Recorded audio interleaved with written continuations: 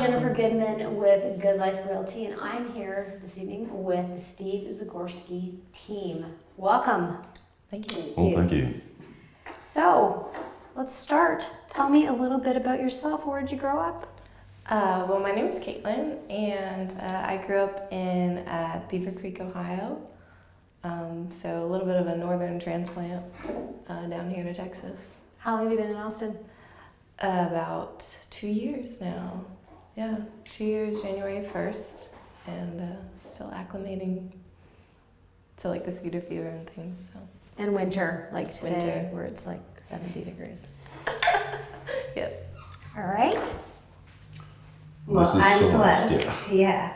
I'm actually from Mexico, northern border with Texas, and moved here 2.5 years ago. I'm one of those. Loved it, stayed. There's a lot of us Yeah. that loved and stayed. Where are you from? I've traveled a couple of different places, but this is my second time to live in Austin. So Oh, cool. it's good to be back. Oh, nice. I'm reversing the questions now. Yeah. So this will be our interviewer today. I guess I'm next. I'm Steve, and I'm from a bunch of different places. Illinois and Kentucky and Connecticut and Texas. And I moved here in 1982. So I'm showing my age a little bit, but yeah, it's been an interesting town to grow up in. But yeah. Yeah, I was here 84 through 88. Oh, were you Remember when really? the first Whole Foods opened? Oh yeah, on 10th Street. Yeah, in that Yeah. dirt parking lot. Yeah. Yeah. And they had all the little chickens and fruit and vegetables They on still top have of the them building. there. Yeah, it's in the parking lot Yeah. in the back, but yeah. They have chickens? A large chicken, I think, right? I don't know. That's Now? a good I don't quiz know for that for the one. original Austinite. Is what symbols were on the top of the original Whole Foods, but I think it's a tomato. yeah, oh well. But we're supposed to be talking about architecture, I aren't we? know. Well, let's do that. So, what do you love about Austin? Love about Austin. Well, being an architecture major and being sort of a transplant from Dallas, I really love the diversity of the architecture here. And in Dallas, you see a lot of the kind of same things, and so it was neat to see all the different experimentations they're doing down here. And so I decided to come look for a job here. Found one. This awesome team. Great. Celeste, what keeps you here? Well, I guess there's always something new happening. It's never boring. It's always surprising in every field. Architecture, there's so much music and everything going on, so I love it. But you need to fess up. Why did you originally come to Austin? Well, I guess it was one place that you can actually, architecture here is interesting. It was a boyfriend, I think. It was That's not. oh yes. Oh, Steve. So I like Austin, or love Austin, for a number of reasons, but and we've both seen it change quite a bit actually, but it kind of remains an interesting place for new ideas. You know, it's very open. And I think I interviewed before I moved to Austin years ago in Dallas, you know, and Austin was kind of known as the liberal spot in the state, the artsy community. So, and I think it really kind of maintains that character. Yeah. Yeah. Absolutely. Yeah. Well, keep it weird. Yeah, keep it weird, yeah. Yep, Even in design. right. There you go. So let's talk today about some innovation and what's going on in the world of architecture. What would you say is sort of the newest innovation, if there is one? You know, I have to say that, you know, the most innovative thing that's happening now is the way ideas sort of are exchanged, you know. And so I think the newest thing is probably brought to us by the internet and sites like House and the Pinterest, I guess, you know. It's an exchange of ideas that help, you know, us, and they help, you know, the clients, I think, to say, they grunt and say, this is what we'd like to have here. And so I think it's a really good way to convey information. So I'd say that's the most innovative thing that's happening, is how we convey information. And Celeste is our resident Pinterest expert. Yeah. She has Right. boards upon Oh boards gosh, don't of start with me. ideas, and she's so organized and It's just just a thing. Everyone has their things. That's your Yeah. thing. Well, it's easy to keep information and ideas. Whenever you're trying to convey something, you just go back to your board and this is what it might look like. How do you like this or do you like that? So you use it functionally, Yeah. We and have, very purposefully. It's we have ideas for different spaces in the house, and we also have boards for each project. So even our clients can pin to them. So I don't know. It's just an easy way to work. so you create a community board for your clients. It's a great way to do it. Helps them get their ideas out of their head. right. Clients like to see pictures too. It helps them materialize what we're trying to explain. They're not designers sometimes, so it's easier for them to understand a picture than a floor plan. And you can be moved by an image too, and so it's kind of like a dating site where you're going through a bunch of people, but actually an Are you interesting. swiping Pinterest? I'm a swipe. Swiping Pinterest. That's exactly that's what I'm saying. Maybe it's an idea for the Pinterest app people. Not that I'm on dating sites. I'm just saying. If you were Yeah, if I was. Hypothetically was- speaking. a dating site for design ideas, you'd be swiping. Yeah, and and you fall in love with a lot of things on Pinterest. Probably more on Pinterest than House, and we all know that both of those sites are very addictive too. You can just sit there and just scroll for as long as you care to. So, I think So getting back to the question, what's the most innovative thing in architecture or housing these days? I'd say that's it. Yeah, it's not necessarily material. We can tell you different materials, but I don't know how much of an impact that has on everyone. And what about trends in modern home design and now? What are you starting to really? I think we've seen like more of an open feel. So you've got the living, dining, kitchen kind of all exposed in different ways. And long gone, I think, are the formal dining, formal living. Although there's special requests for those items because somebody has a dining table that's been passed down from generation to generation. So they have a 12 by 14 room that stores that table, and maybe it's used a couple times a year. But I would say that's one of the things that, and I think master baths are really kind of crazy these days. I mean, we were talking about Oprah earlier, and that's the Oprah closet. So I would say that's kind of huge. But what do you guys think, gals? Excuse me. Gals. I believe that's a big one. Just an open space and materiality too. A lot of people like the inside out kind of feel, a lot of glass, a lot of exterior light also. And just being able to just have versatile spaces because everything is going so fast right now. You don't need a formal dining space. You sometimes just sit down at the kitchen island and that's what you do. So life is faster now, so design has to respond to that too. Yeah, well, you just hit on something which is a great segue, thank you, which is from the kitchen space, what sort of trends are you seeing? Well, I think, of course, the 42-inch bar seems to be long gone, and kind of the open island with plenty of room around it. Sometimes there's no appliance in the island at all, but it's generally just a flat surface. There's all kinds of different backsplashes these days, but an interesting one that we haven't used but we'd like to is there's a product called 3Form.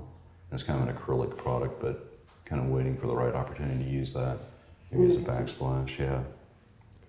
But also, the materials have changed, I believe, a little bit. Before, you used to see a lot of trim everywhere. Now you see everything cleaner, nicer, edgier. Clients like that now. As before, they would go for something a little bit more traditional. I think that's where it's going now. It's honesty, really. Instead of covering things up, maybe it's just more exposed and simplistic, but agreed. Are you seeing any trends right now in the layout, in the full house? I think so. I mean, there are a lot of courtyard houses, using the architecture instead of just stacking it, using the architecture to form an outdoor space. And so we're kind of big on space and light and proportion, and within architecture, but housed in architecture, but also externally as well. And I think the just stacking of things too is kind of interesting these days. It's like you're trying to create some kind of anti-gravity sculptural piece.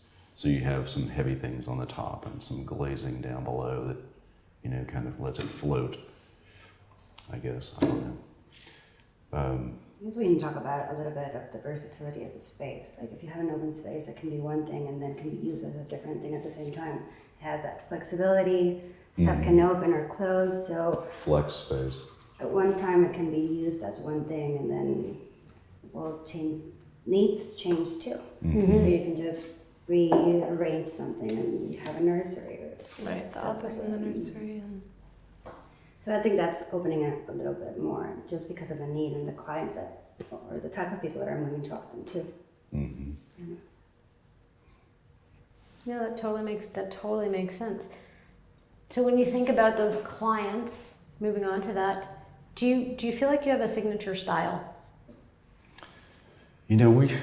We talked about this earlier, and I think we kind of frown at the whole idea of style in some ways, and so if you take the non-tangible things like space, light, and proportion, and you apply those to any type of architecture, I think you can still have a very successful house in the guise of any type of style. And so, I don't know, it's almost like changing clothes, I guess, in some ways. It's just still the same body, but you've got different exteriors, I suppose, in some ways. I guess I say that only because since I've been in town so long, there have been several types of styles come and go. And really, if you get hung up on and known for one style, I don't know, it seems like you're really kind of limiting yourself in some ways. And again, expressing that light, space, and proportion to any type of architecture, I think is important. But we'd like to strip the style away, I think. Yeah. I would like to the timelessness. That's usually what we try to achieve, and not get stuck in a certain time period by this trend or that trend, but have a product the client can still enjoy, 10, 20, 30 years down the road. Yeah. It's kind of like the naked body, isn't it? Yes. It's always in stripping fashion. It down to the raw. It's like the clothes can change in style, but the body is always kind of in fashion, so maybe. Okay. So, keeping that pervasive theme going throughout and not being known for a style, what is not hot right now in architecture? It's a very personal question. I don't know if it is or not, but little things like depends interior on what your items. light Yeah, is. I mean, divided light is not hot, meaning segmented glass in large openings. Although there is some nice steel frames and steel windows and doors that are nice, but I would say, divided glass was something that was done years ago because glass was so expensive in large sheets. And I don't think that's the case anymore. Glazing systems or large glass is very affordable now. So hence the opening up of the house or the architecture. I've been told many times that vessel sinks are definitely out. Vessel sinks. I'm not allowed to put those in the models anymore. Yeah. One of our clients. Also, Well, I'm seeing vessel sinks now. You and, are? like a lot of, instead of going from that white bowl, right, sitting on top, I'm starting to see a lot of other materials being used. Instead And it's of- almost like the transition the next iteration of the vessel sink. And so because the materials are new, then that creates a new experience with that object. I guess for me, what I consider that's not hot about talking about materials is that fake materials, anything fake, like fake stone veneer, fake, anything that's not what it is. So like a laminate. So you can stay with an exposed concrete, or there's so many things you can do with exposing the raw material that's really interesting, other than just covering with something that's not what it is. I guess that to me is not hot. It's honesty, it's like Honesty in the materials. It's not like wink, wink, nod, nod. That's not a real floor, something like that. Agreed. So if I'm hearing you, you're saying it's the natural essence of the materials. So wood floor, yes. Laminate floor, not so yes. But you're seeing that also, for example, there's a lot of houses going on right now in the market with polished concrete. It's still the same concrete. They just polish it. They just make it look, that essential material, make it look better. So that's instead of covering up with a laminate sometimes. So I guess it's a little bit of that. You have steel, you have some type of natural stone I prefer. I believe that's you're seeing a lot more of that in the modern design and the exposure of all of that, the beams and the metals, and the getting back to sort of that purity of what the materials are and what they're being used for, and just saying no, it's a metal beam. That's what it is, and it's going to be there because it needs to be there. Right. I'd say crown molding is not very hot these days, but Hopefully. I guess in the right style of house, maybe so, but I don't know. It's a little clunky. But I talked about reducing trim earlier. Yeah. Just But it's also a matter of taste. Like, what do you like? What does the house need too, right? Some people love trim. They want to see trim everywhere. Some of our clients are asking for a thicker trim. that's true. So you apply that to the context, and generally the context includes the owner.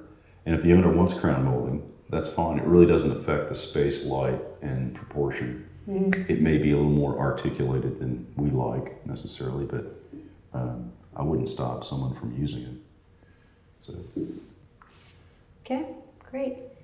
So in terms of new builds, let's talk a little bit about sustainability and maybe some things that you've been adding to your homes, because there are so many things now that are easy to get to that you couldn't maybe 10 years ago even. Let's talk about sort of the eco-friendliness and the sustainability and what's happening in the market. I think the number one thing to think about is that just the size of your house. I mean, you don't need to have a really nice, huge sheetrock mansion. If you reduce the size of the house, then you're not dipping into a bunch of materials and just, overdoing it with woods that, should be maybe used elsewhere and, sharing the love. But I'd say, size and efficiency is more sustainable in the long run. Just keeping it to a bare minimum. Actually, we were just touching on trims and crown molding, and I'm thinking that's probably, if you eliminate the crown molding, you're not cutting up a bunch of trees. So by simplifying, I think you're probably eliminating a lot of unnecessary use of natural materials that should maybe go elsewhere. Another thing that a lot of our clients are asking for is rainwater collection right now. It seems to be of an interest right now, and it's not so complicated to plan for it. You can plan for it even if initially they don't spend the money to do it. Once you set it up, then they just can build the system into something that can work for it later. So it's an interesting thought to have it prepared. Well, and you did it again because it's a perfect segue to what's the one thing you would recommend to current homeowners now to add sustainability to the current home that they're living in. What would that look like? We like concrete a lot. That's a material. I don't know how reusable that is, but hardy board, hardy plank, hardy, the fiberboard that lasts a long time, and I think it's not necessarily recyclable, but you can go ahead and make waste of that. But trying to think of some other sustainable Shingles. materials like. Just avoid. Yeah. Also, there's a lot of the new development, homes that are adding the solar panels to their home, and that's something somewhat that a homeowner can do for themselves, and just to make. There's a lot of programs that allow you to go for that too, Yeah, a lot especially here in Austin. right. Yep. And designing with that in mind, to have that possibility. In the future. Yeah. So don't replace with regular shingles. When you're shingling, do certain things, and then if you can add that element of trying to capture the sun and create your own energy and use your own energy, then there's a give back right there, getting off the Well, just grid. orienting your house properly, initially on the site, and not trying to expose too much glazing to the west in this climate anyway, is probably important. So for people who are in their current house and they have windows that are facing west, is there something that they can be doing that will allow more efficiency in their house? Well, I can't tell you how many times people have come into the office. They've been out to a lot, fall in love with, oh yeah, well, we loved it. We saw the sunset there, and that's happens to be where the view is, but it just cooks them in the summer. So one way to do that is just basically have some kind of outdoor porch that's covered with a pretty low beam, maybe at 8 feet or something like that. Trees are your friends too. Yeah, and there are all kinds of It's easy to screening plant trees. devices too that roll down now. So, and that might be kind of a nice. Those are nice modern materials. If the rolling screens, I think they help a lot. Okay, great. So, yeah. I'm Jennifer Gaiman with Good Life Realty, and I'm here today with the Steve Zagorski team. Thanks so much for tuning in. We'll catch you next time.